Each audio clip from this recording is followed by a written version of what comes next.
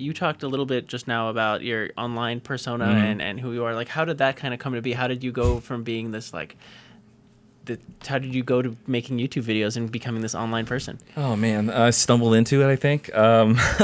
It's funny, I always put videos online on YouTube when I was in college, when I was in film school, because it was the easiest way to share them out to like the cast or people, because I did a lot of short videos, and you can find them if you go search them on my YouTube channel. If you go back to the original videos I made, there are some really, really bad short films that are the very original videos on my channel. I've just never taken them down, but I don't care. So that I've technically been on YouTube since 2006.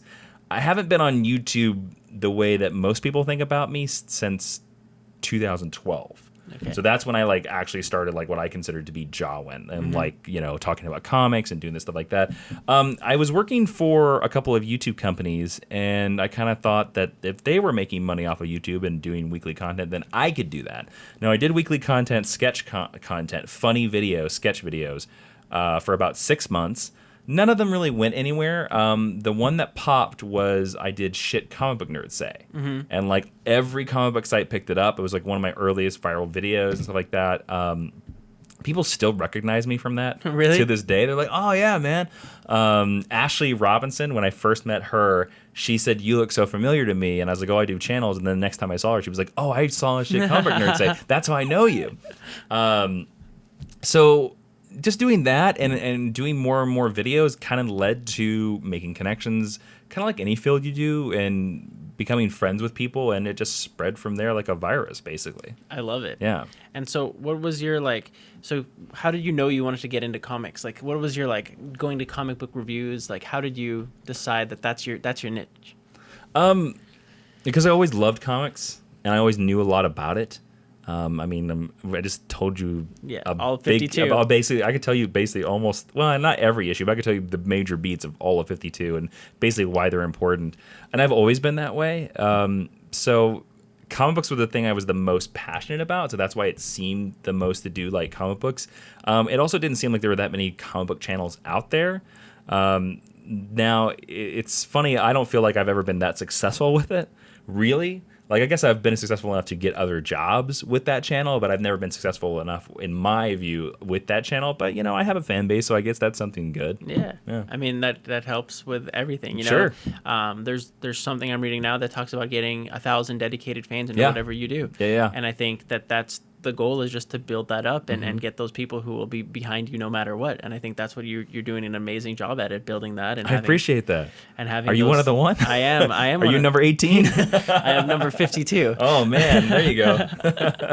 And so you've just done an amazing job with like being able to, you know, get fans in and get people who are interested in you and comic books, you know? Well, it's funny because I always did it from a viewpoint of passion because I love it, and I always wanted it to be about love. And I know that sounds very hippy-dippy. No, I always wanted to be about love. There's so many YouTube channels out there where the whole channel is about hating on stuff, and I'm just not down with that. Yeah. It's kind of the reason why I've stopped like doing more modern reviews on channels or on certain things. People are like, "Why aren't you doing these reviews?" And I'm like, "Well, because all I'm going to do is hate on it." And to me, why am I watching something that I hate? Why am I reviewing something I hate? And why do you want to watch something that's just somebody being angry for 15 minutes? I don't want to watch that. Yeah. Why do you want to watch that? I'd rather talk about something I love, and then if you like it, great. We have something in common. Yeah. We can be friends. You see me at a convention. We can talk about 50. Like you and I are going to talk about 52 for forever now. Yeah. Like, and that's what I want. It creates the bond. But if you and I both hate the same thing, that doesn't mean we're ever going to speak to each other. Exactly. So yeah, it was always that. It was the passion and the love, and I don't know. I think part of the other thing I've always tried to do is to be super honest. Like, I don't really bullshit on my channel. I really don't. If I say I like something, I like something. And if I say that something is bad, I say something's bad. But I never. If I say something's bad, I always try to explain why, or try to point towards the story reason of why that doesn't connect with me. And I usually couch it with a little bit of like, hey, if you love that, that's great. Yeah. Take it and run with it. Don't let anybody tell you what not to love. Yeah. You know, because I like a lot of stupid stuff, like Highlander. The Highlander, that's just awesome. It's the greatest movie ever made. Have you ever seen The Adventures of Ricky Bobby? Won an Oscar for the best movie ever. I love it. So, like, what was the process when it went into, like, YouTube, like, going into YouTube and creating this, like, how did you decide I'm going to do daily videos, weekly videos? Did you decide I'm going to go to the comic shop and get this book because I think it'll do better on YouTube? Like, what was the process there, like, to kind of... Well, originally it was weekly videos. Okay. And originally when I started out, I did 6 months of a new weekly sketch every week, and that killed me. It literally killed me because it's basically writing a new television episode every week by yourself, having to shoot it, having to get actors to be in it, and then having to publish it. It wrecked me. And so I stopped doing that. The thing that a lot of people bring up to me is this thing where I thought about reading and reviewing every comic from a certain company every week and then giving you like a buy it, skip it, or borrow it for every comic. So one week I'd be like, every DC comic, here's every Marvel comic. And I did that for a year and a half, but I decided to only do it for a year. And then I actually had to stop doing that because that led to me getting the job at DC Comics on their YouTube channel.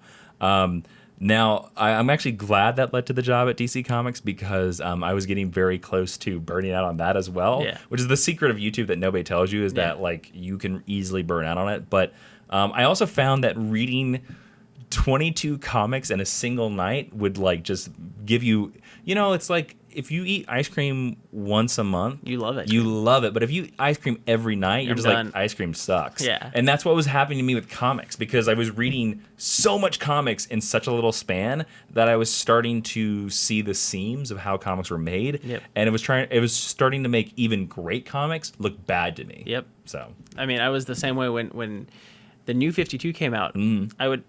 Did you buy all 52 of them? I bought all 52. Yeah, I knew it. And I went, because this was probably after 52, like the series, I'd gone into the new 52, and I was like, okay, well, I want to learn about all these characters now. This is a jumping on point for me for everything. And the stuff I was reading that had continued over was like Green Lantern and Batman and stuff. So that stuff I already knew. And I went and I was like, okay, like I have like these characters that I'm going to learn about. But I would go through and I'd read an issue and I'd buy it digitally and I'd buy it in print because why? I'm a crazy person. Oh man, you are crazy.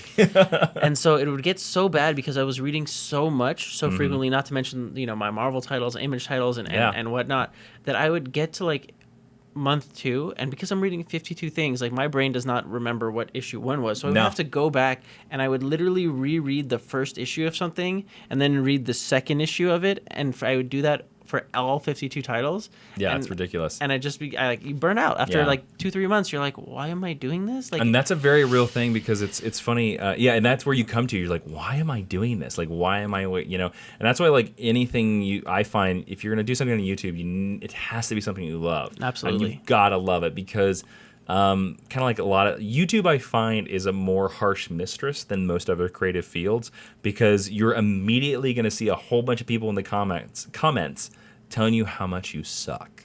Really? Immediately. It does not matter. You could make a video that is about puppies, and there is somebody out there that will leave a comment on there that will say you're stupid or you're fat or please die. It happens on every YouTube video. And again, if you're close to burning out and then you see those comments, it's a 1-2 punch. It's a 1-2 punch. Yeah.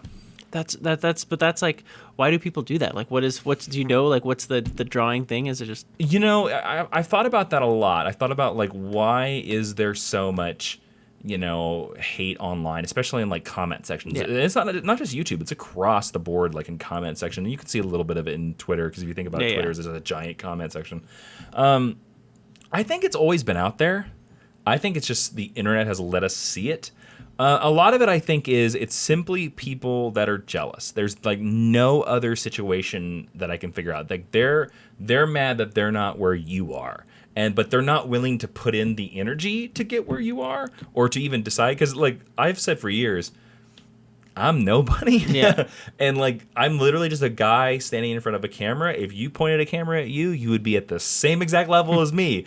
All it takes is that small amount of that little piece of energy. See, I disagree. I think it's a testament to you, your consistency, like how focused you are, and you put in a lot of energy in reading the books. I appreciate that. And a lot of people don't have the willpower or the mind power to know to do that. Yeah, a lot of but I still think like if you literally parked yourself in front of a camera, you'd be on the same level. Like everybody on YouTube is the same level. Everyone has the same barrier to entry. But I think it's the people that do those comments online are the people that will never do that. Yeah. They'll never do that. Because they're too self-conscious about it, and they want to just be the ones to be upset about it. Exactly. But, you know, it's like the people that you always hear when someone sees a movie they don't like, and they're like, I could write a movie. And it's like, no, do it. Yeah. I doubt you can. Yeah. Please do it, because I hope you write something great. Yeah, but and then, I bet you never write that script. Exactly. But everybody thinks they can.